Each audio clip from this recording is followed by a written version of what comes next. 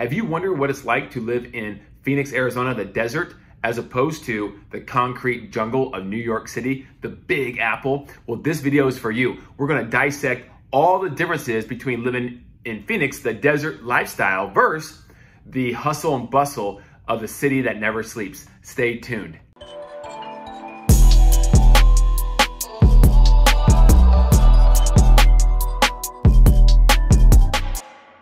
Thank you guys for joining our YouTube channel, Everything Phoenix, where we discuss just that, Everything Phoenix, because we are passionate about bringing all the wonderful things that we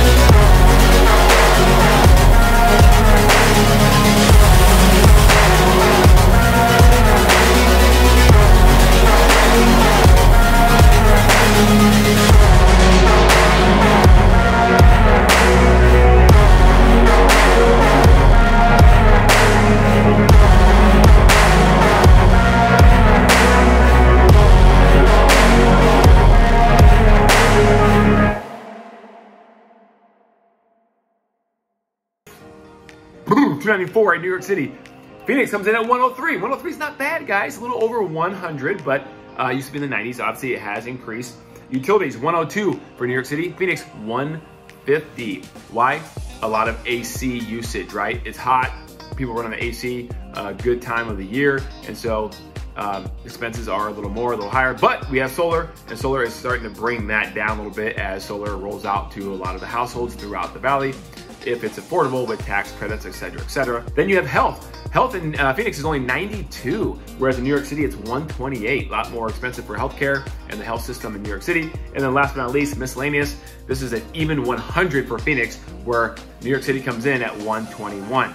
So guys, overall, it is unbelievably cheaper to live in Phoenix, even with the higher home appreciation that has occurred over the past couple of years. Okay guys, now that we've discussed cost of living, we're gonna discuss 3 more things to compare New York City to Phoenix. And those are jobs, population, and taxes. So let's start off with population, okay?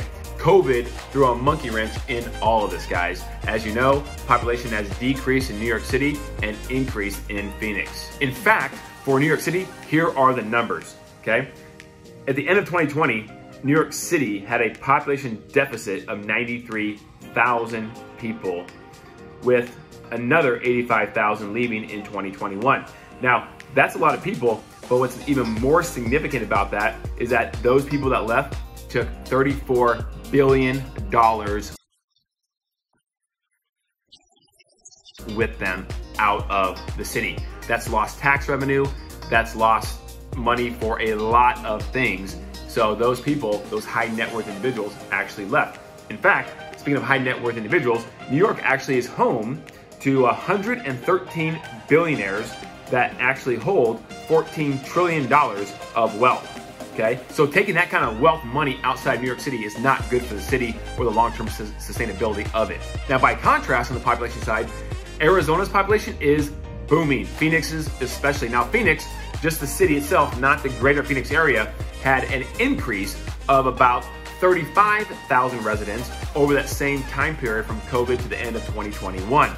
Whereas the entire state actually experienced an increase of population of just under 900,000 new people moving to Arizona. So obviously COVID and the ability for people to work from home, at least for a temporary period of time, absolutely blew up Arizona and specifically Phoenix's population, which has now led to a lot of migration for population and where people are going. And guess what's following? You guessed it, the jobs. So let's talk about jobs, okay? That's another big segment here to compare these two companies. As you know, New York City, home of the most corporate headquarters and large institutions and companies, I think in the world at this point, definitely United States of America. And that is obviously, by comparison with Phoenix, not the case. But where are the jobs and companies moving to at this point? Because they are starting to relocate due to taxes and other incentives that certain states and cities are giving, like Phoenix, Arizona. Okay, so Phoenix right now, what they are doing is outstanding. 634 companies have relocated or expanded into Arizona overall between 2015 and 2020. They added 13,000 jobs in manufacturing alone. Aerospace is increasing. Tech is blowing up. In fact, Arizona or Phoenix is now known as the Silicon Valley of the desert. So in 2011, that's when tech got real serious about Phoenix. Apple made a $2 billion investment in a data center in Phoenix, okay? And ever since then, it has started the snowball effect rolling downhill. So here are some of the investments recently that have been made into Phoenix's economy, especially in the tech sector. Intel, $20 billion investment, including 4 more factories and 3,000 high-paying jobs. The semiconductor market continues to expand and blow up in Phoenix.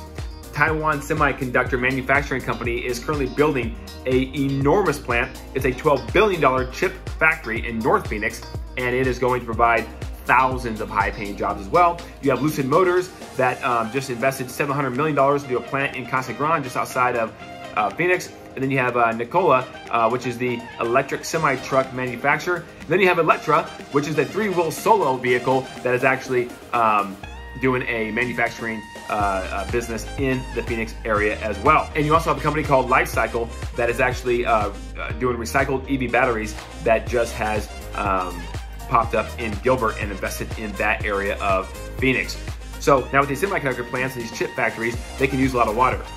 In fact, they use, on average, a normal plant, 2 to 4 million gallons of water a day. That is a lot of water, okay? Intel, their new plant, they actually treat 9 million gallons of water a day. But overall, the state of Arizona actually today, even with these large chip manufacturers that are using a lot of water, they're actually still using less water today as a state, okay, in terms of consumption than they were in 1957. So Arizona is extremely efficient on how they treat water, which is just incredibly useful. In fact, Arizona, or Phoenix actually the city, is argued to have the best practices for the treatment and recycling of water to be used over and over again, which is amazing. Now, Phoenix also has the second best power grid in all of the United States of America. So from a utility standpoint, Phoenix is set up with how they are able to reuse and recycle water and retreat water and electricity to be very efficient for other companies to come down and set up shop and run their business operations in Phoenix as a great environment to do so. Okay, for jobs in Phoenix, Phoenix is known as the 5 C's. That's cotton, copper, cattle, climate, and of course, citrus. But there are 3 more C's that Arizona could be known for, making it a total of 8 C's for the economy in Arizona, and that is chips, and that is cars, and construction, because of all the boom that's going on with the housing market. So that's really what Arizona is known for, and those 2 additional C's, the chips and the cars, and the driverless cars industry for Arizona is led by Waymo, which is a huge company that has operations right here in the Phoenix area. And it's crazy. You actually see Waymo cars on the interstate all the time, and there's just people just driving, right? And there's this, I don't know if you guys have seen it if you don't live in Phoenix, but there's this little like radar, it's cameras, I guess, right? Multiple cameras up top on top of the minivan, and it's just going in the circle constantly, taking pictures and pictures as they drive by. I'm assuming pictures, video, I don't know what they're doing, but it's constantly moving it on top of the car. So that's the technology that it's pretty incredible. Now for jobs in New York, obviously New York has a lot of companies, a lot of high-paying jobs, but they've had those jobs and those companies for decades and decades and decades because it's New York City, right? But what's the trend line for New York? And some people are worried about it because in 2020 alone, 660,000 jobs were lost in New York City, causing an unemployment rate as high as 13%.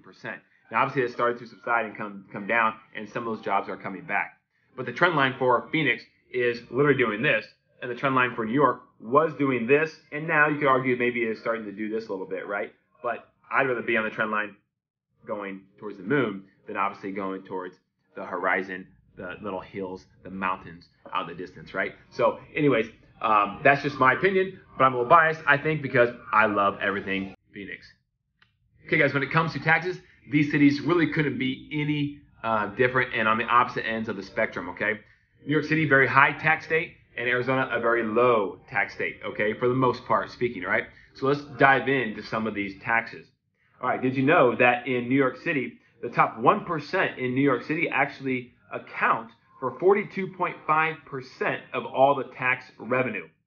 And so when people are leaving because of those high taxes, a lot of times it's the high net worth people, and therefore a lot of that tax revenue is going out the door with them. And with that money leaving the state of New York, and New York City specifically, that has created now a $15 billion deficit for the budget of New York City for the years 2022, 23, and 24. So that's what they're staring at right now. Now, obviously, that could change if they start to get more tax revenue somehow, some way, by raising taxes or more people having to move back into the city. Corporations move back into the city. They raise taxes on corporations, whatever the case may be. But as of right now, New York City is staring in their face a $15 billion deficit for the next 3 years or 2.5 years. So that's not good.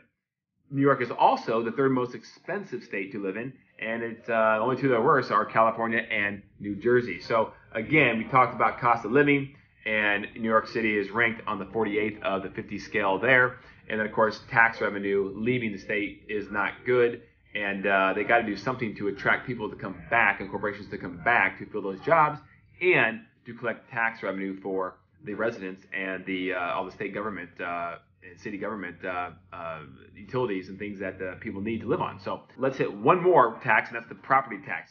New York City actually has a 0.88% tax on their property, and state is 1.69. Now, if you compare it to Arizona on the property tax side, Arizona is actually 0.6%, which is the 12th lowest in the country, okay?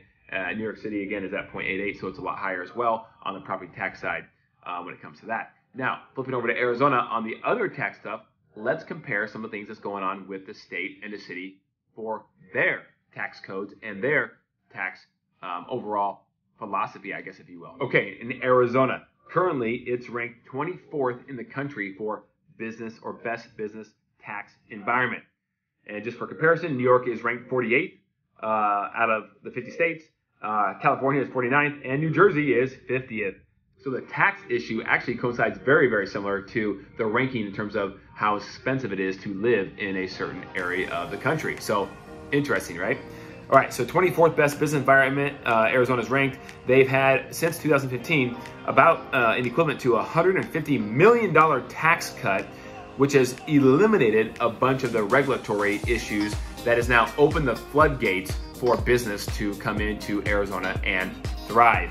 And that's why there's been 634 companies specifically that have come to Phoenix and Arizona to set up shop, either their headquarters or a division of the company since 2015.